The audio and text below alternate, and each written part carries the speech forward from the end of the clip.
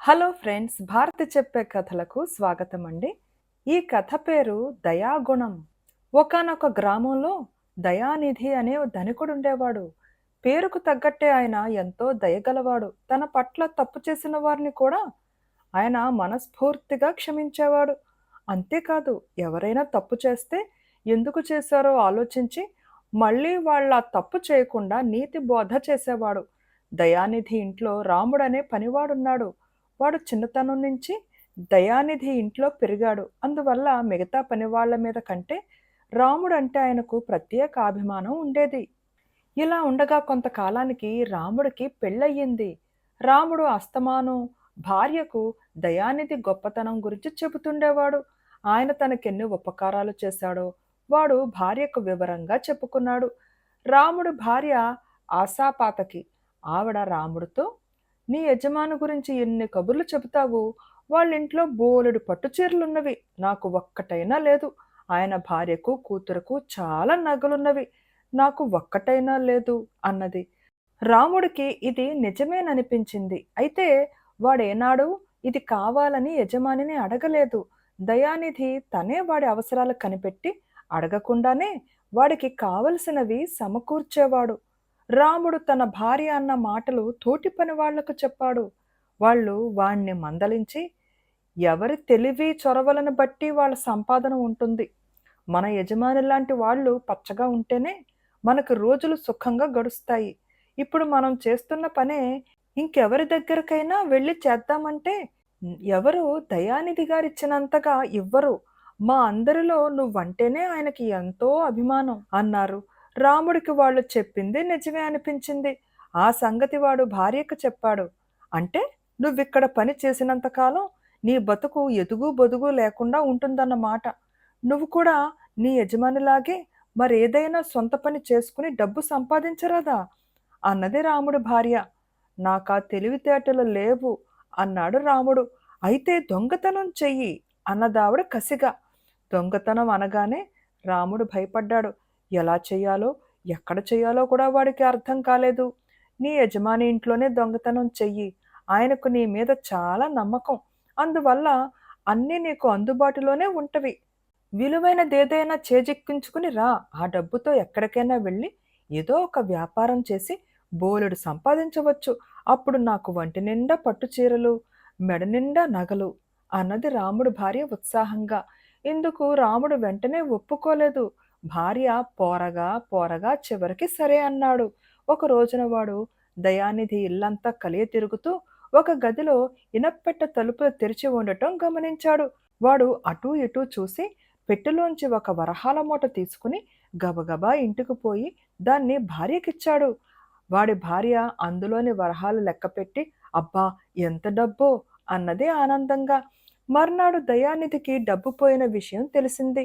అప్పుడాయన విచారంగా ఇది దొంగల పని కాదు అనుకుని పనివాళ్లను పిలిచి సంగతి చెప్పి, మీలో ఎవరో ఈ దొంగతనం చేశారు. ఇంతకాలం విశ్వాసంగా పనిచేసిన వాడొకడు దొంగతనానికి పాల్పడ్డాడంటే తప్పు నాదే అయి ఉండాలి. మీకు నా మీద అభిమానం తగ్గిపోయింది అని కళ్ళనీళ్లు పెట్టుకున్నాడు. దొంగతనం గురించి కోప్పడటానికి బదులు బాధపడుతున్న యజమానిని చూసి పనివాళ్లందరికీ భయభక్తులతో పాటు ఆయన పట్ల అభిమానం కూడా మరింత పెరిగింది. పనివాళ్లల్లో ఇద్దరు దయానిధితో, అయ్యా, మేమిద్దరం వెళ్ళి మిగతా పనివాళ్ల ఇళ్ళు సోదా చేసి వస్తాం. అంతవరకు మిగిలిన వాళ్ళంతా ఇక్కడే ఉంటారు అన్నారు. సోదా చేయగా డబ్బు రాముడి ఇంట్లో దొరికింది. తన గతి ఏమి కానున్నదో అని రాముడు హడలిపోయాడు. నీకేం కావాలన్నా నేనిస్తున్నానుగా, దొంగతనం ఎందుకు చేశావు? నా వల్ల నీకేమైనా లోటు జరిగిందా అని దయానిధి రాముణ్ణి అడిగాడు బాధగా. రాముడు ఆయన కాళ్లపై పడ్డాడు. దయానిధి వాణ్ణి క్షమించి ఇంకెప్పుడు ఇలాంటి పని చెయ్యకు అన్నాడు. ఆ తర్వాత రాముడు మళ్ళీ యజమాని ఇంట్లో దొంగతనం చెయ్యలేదు. కానీ అక్కడ వాడికి బతుకు దుర్భరం అయ్యింది. ఒక వంక డబ్బు సంపాదించమని భార్య రోజు తప్పకుండా పోరుతున్నది. ఇంకొక వంక తోటిపని వాళ్ళందరూ వాణ్ణి దొంగ దొంగ అని హేళన చేసి చిన్నచూపు చూస్తున్నారు. ఒకరోజు రాముడు దయానిధి వద్దకు వెళ్ళి, బాబుగారు, అందరూ నన్ను దొంగ అని అవమానిస్తున్నారు. నేనింకెక్కడికైనా వెళ్ళిపోతాను. సెలవిప్పించండి అన్నాడు. దయానిధి మిగతా పనివాళ్ళనందర్నీ మందలిస్తాను అన్నాడు. వాడి భార్యకొక పట్టుచీర కొనిపెడతానన్నాడు.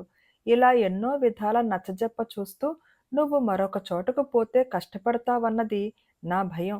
చిన్నప్పటి నుంచి మా ఇంట్లోనే పెరిగినందున నువ్వంటే నాకు అభిమానం. నువ్వు వెళ్ళిపోవడానికి నా వల్ల ఏదో లోటు జరిగిందేమో అని నా అనుమానం. ఈ 3 కారణాల వల్ల నువ్వు వెళ్ళిపోతానంటే నాకెంతో విచారంగా ఉన్నది అన్నాడు ఆఖరకు.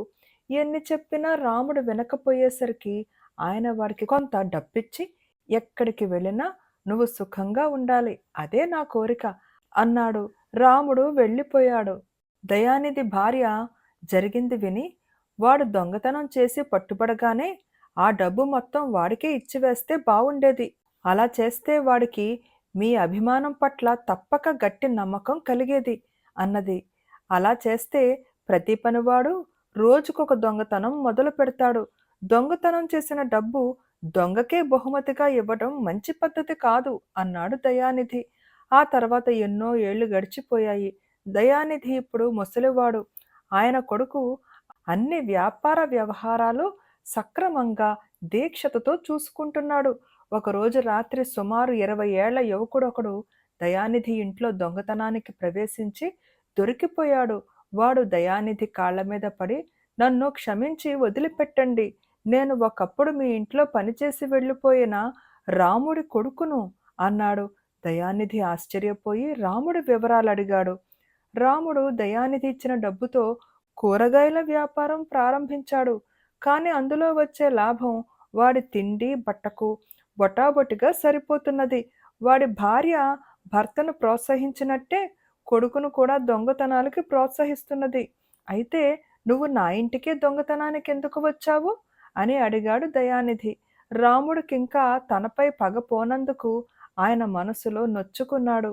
మొదటి దొంగతనం మీ ఇంట్లోనే చేయమన్నాడు మా నాన్న.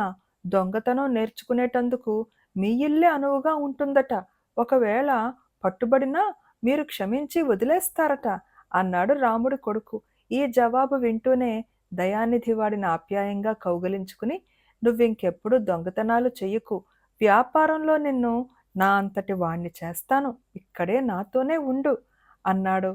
బేతాళుడు ఈ కథ చెప్పి రాజా, దొంగతనం చేస్తూ దొరికిపోయిన రాముడి కొడుకును దయానిధి శిక్షించకపోగా వాణ్ణి వ్యాపారంలో తనంతటి వాణ్ణి చేస్తానంటూ చేరదీయడాన్ని ఏమనాలి? విచక్షణారహితంగా అతడు ప్రదర్శించే దయాగుణం వల్ల మరికొందరు చోరులయ్యే ప్రమాదం ఉన్నది కదా.